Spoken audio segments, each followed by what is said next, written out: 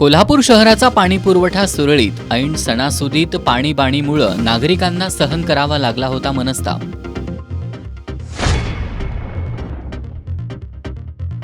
ज्यांची लायकी नाही त्यांना मराठ्यांच्या तोंडी लावलंय, मात्र मराठा समाज आता माघार घेणार नाही. वसंतराव मुळीक यांचा इशारा. आंदोलकांना कोल्हापुरातून रसद पुरवली जाणार असल्याची दिली माहिती. तर मनोज जरांगेंच्या आंदोलनाला माजी खासदार राजू शेट्टींनीही दिला पाठिंबा. राजर्षी शाहू जन्मस्थळाच्या ठिकाणच्या राधानगरी धरण प्रतिकृतीवर परीख पूल नूतनीकरण समिती आणि यूथ डेव्हलपमेंट फाउंडेशनचा आक्षेप. पुणे पुरातत्व विभागाचे सहाय्यक संचालकांनी प्रतिकृतीमध्ये आवश्यक त्या सुधारणा करण्याची दिली ग्वाही.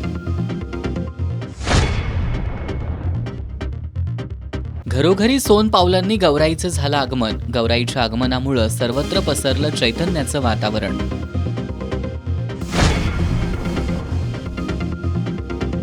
आणि घरगुती गौरी गणपती विसर्जनासाठी महापालिकेची यंत्रणा सज्ज.